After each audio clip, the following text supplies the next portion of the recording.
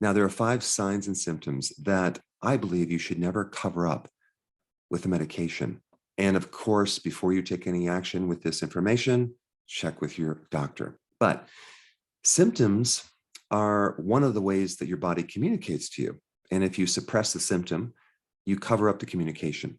And sometimes the medication creates more harm than good. And so when I talk about these 5 symptoms, there are much better natural solutions out there, which I will also talk about. But one thing you have to realize is that a symptom is not the cause. It's a symptom, and it's an indication that there's a problem. So you always want to dive in and see what is causing this problem.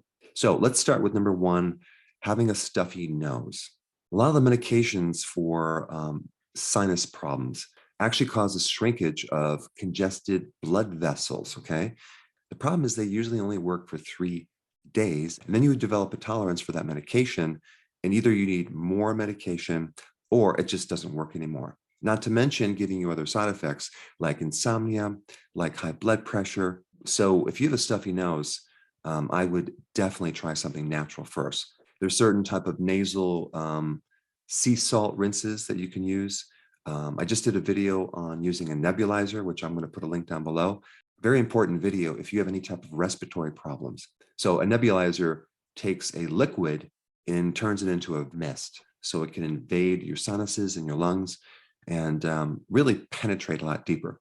But there's a great combination of using garlic oil, iodine, black seed, sea salt, and colloidal silver. All right, next one is the common cold or a flu. Now, the common cold or the flu are viruses.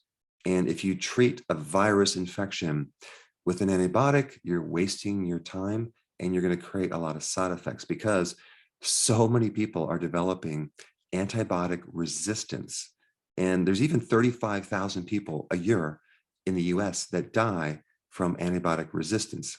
So the overuse of antibiotics causes your microbes to adapt, grow stronger.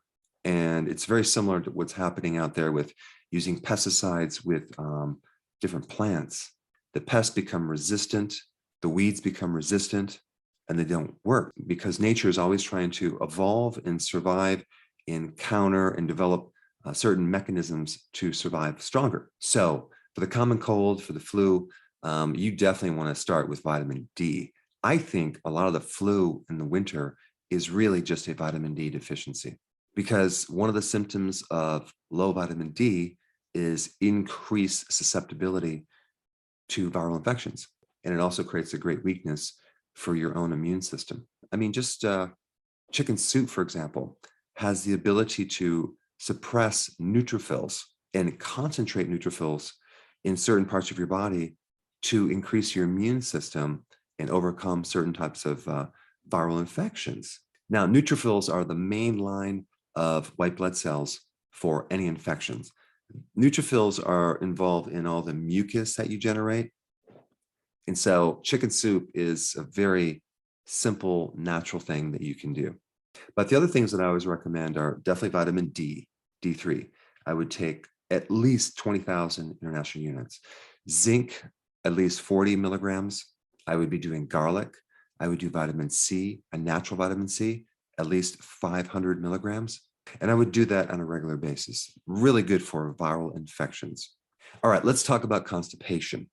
I had a lady who came to my office years ago that was so constipated, she would go every single month. Okay, a month. I'm not kidding. Now, she didn't even come in for constipation. She came in wanting to lose weight. And I said, no, no, no. We have to focus on constipation because you're not going to lose weight if you're not going to the bathroom. And even over-the-counter laxatives just stop working for her. One of the problems with laxatives is the side effects. You can lose electrolytes. You can have rebound constipation.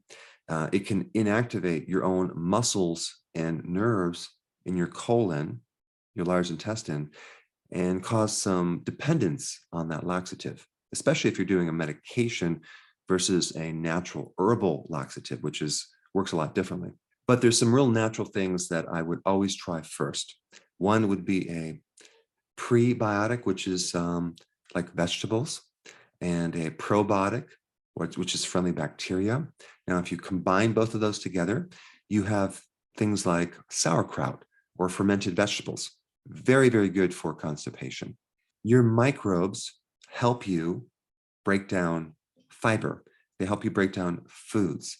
They help make vitamins. But if you don't have the right diversity of microbes, you can get easily constipated. I mean, think about what happens after you take an antibiotic. It wipes out your friendly bacteria, and one big side effect is constipation. Another thing that will help constipation is a lot of potassium. The other thing that will do it would be MCT oil. It creates a laxative effect.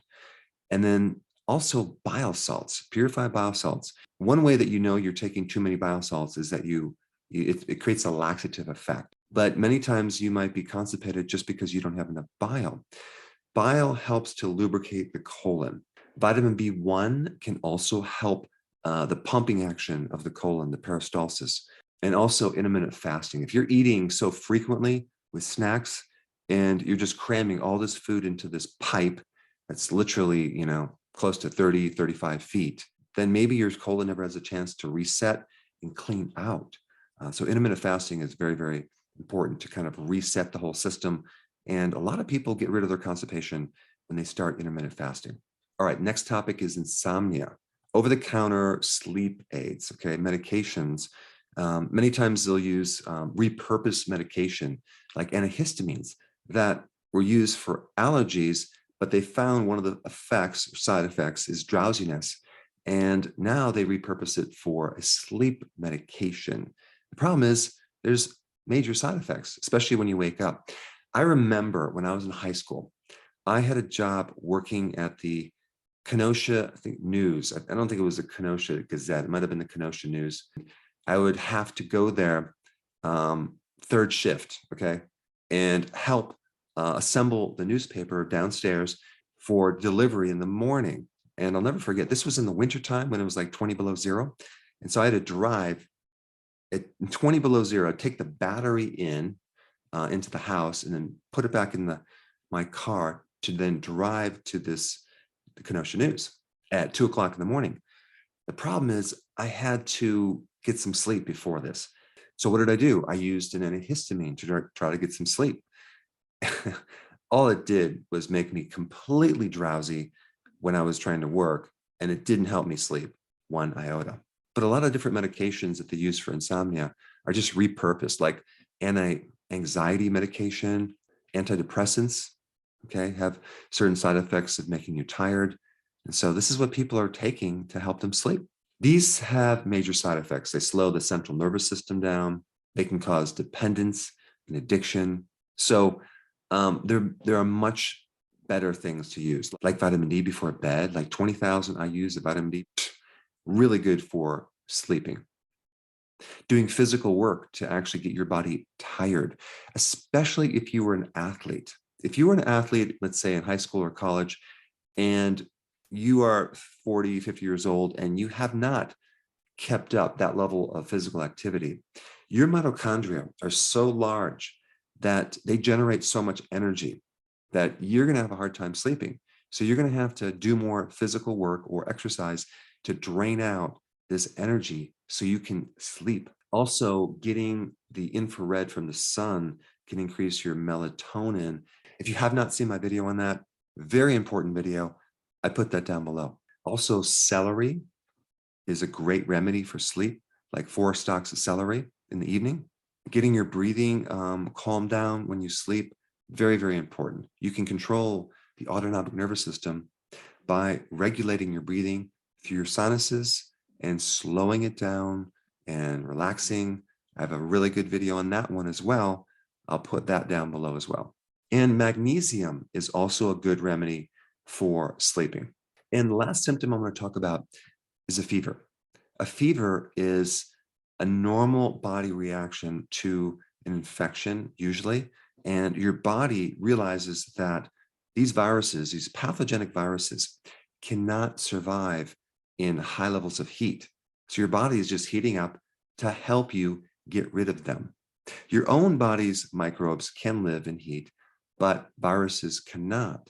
So it's a real good mechanism for wiping out viruses. And then when you take something like NSAID or acetaminophen or aspirin, you're basically increasing the duration of infection.